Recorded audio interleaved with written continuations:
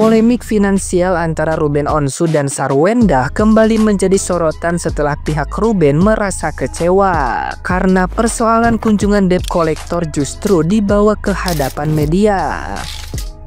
Kuasa hukum Ruben, Minola Sebayang, menilai ada hal yang lebih penting untuk dipahami publik mengenai bagaimana tanggung jawab Ruben tetap berjalan meski mereka telah resmi berpisah. Dalam penjelasannya, ia memaparkan bahwa Ruben secara konsisten mengirimkan uang dengan jumlah ratusan juta rupiah setiap bulan sebagai bentuk kewajiban terhadap mantan istrinya tersebut. Transfer yang dilakukan bukan sekadar pembicaraan sepihak, melainkan terbukti melalui catatan transaksi yang sah dan lengkap. Rincian biaya yang ditanggung Ruben mencakup berbagai kebutuhan besar, seperti alokasi bensin dan tol yang mencapai puluhan juta rupiah, konsumsi sarang burung dengan nominal jutaan, hingga pembayaran listrik rumah yang tetap dibagi dua meskipun keduanya sudah tidak hidup bersama. Selain itu, Ruben juga menanggung gaji sopir Sarwenda serta biaya asisten rumah tangga yang dibutuhkan untuk operasional sehari-hari. Semua pengeluaran itu disebut telah dilakukan secara rutin setiap bulan, sehingga menunjukkan bahwa Ruben terus menjalankan tanggung jawab sebagai kepala keluarga tanpa mencoba mencari simpati publik. Penjelasan ini dimaksudkan agar tidak ada kesalahpahaman mengenai beban finansial yang sudah dipenuhi dengan konsisten. Nah, gimana nih menurut netizen yang terhormat? Silahkan berkomentar ya.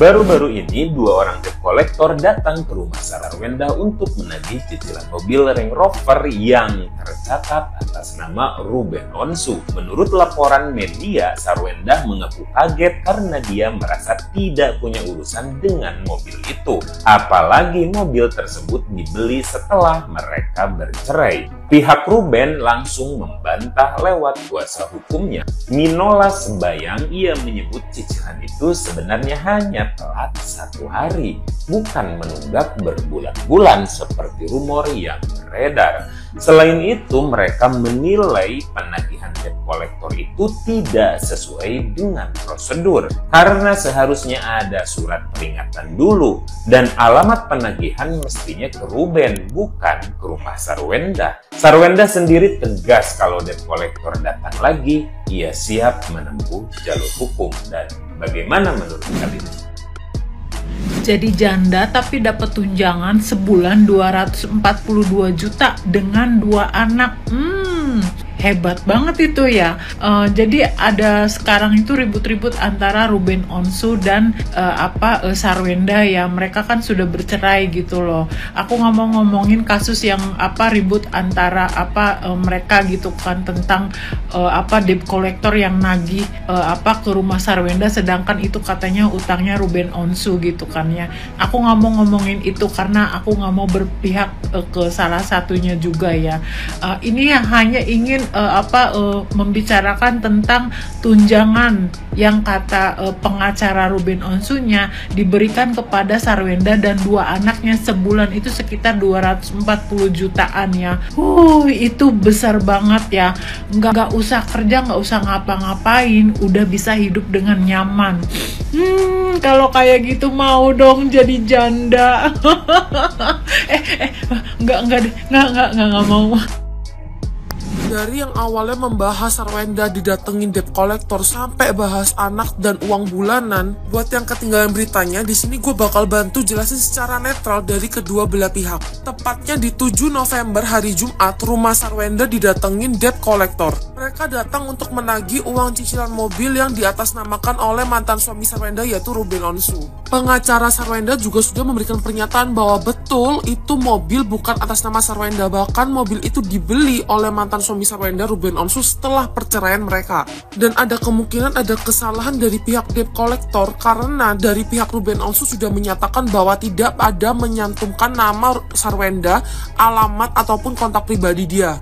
Dari pihak Sarwenda itu sangat menyayangkan karena kenapa nama dia masih disangkut pautkan ke nama mantan suami dia. Mereka juga ada kontakan sama pengacara si Ruben dan menyatakan bila kejadian yang sama terulang kembali atau ada kejadian yang sama mengganggu kehidupan Sarwenda, mereka tidak akan segan-segan mengambil jalur hukum. Dari pihak Ruben sendiri itu menanyakan tujuan Sarwenda untuk mengadakan konferensi pers. Mereka menduga ada tujuan lain dari langkah tersebut, yaitu salah satunya mendiskreditkan klien mereka yaitu Ruben Onsu. Pengacara Ruben sendiri pun tuh bilang, apakah tujuan kalian tuh buat ngadain konferensi pers itu buat ngeliatin kalau Ruben tuh nggak mampu secara finansial kah?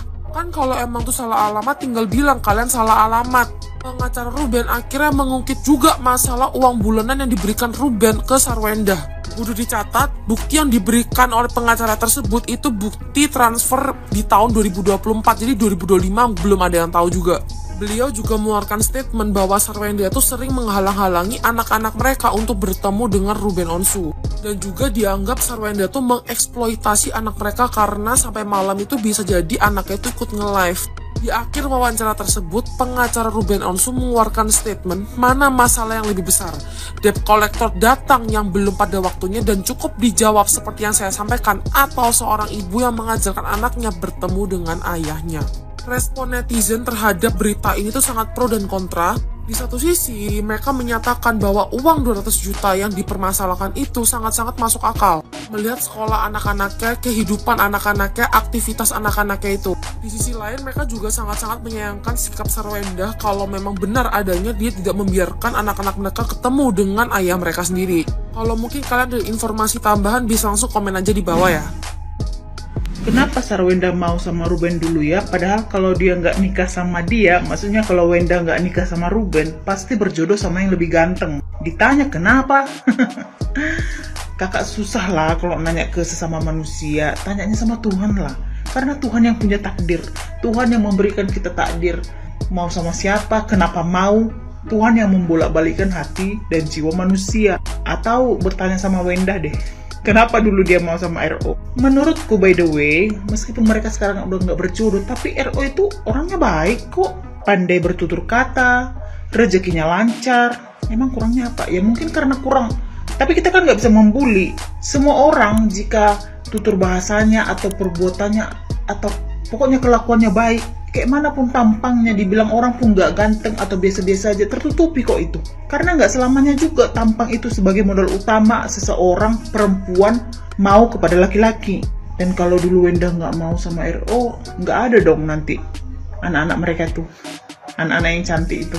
Sekarang aja mereka nggak berjodoh kak, tapi dulu itu mereka saling memberkati kok, saling gimana maksudku ya, waktu mereka membentuk sebuah keluarga, rezekinya selalu mengalir.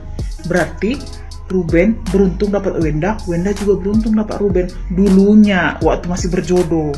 Kan sampai sekarang sebenarnya kita belum tahu apa yang menjadi penyebab mereka bercerai. Kenapa Ruben Onsu malah memilih pindah agama? Kan hanya gonjang-ganjing aja kan. Tapi pokoknya apapun keputusan yang sudah diambil itu semoga menjadi yang terbaik ke depannya. Oke?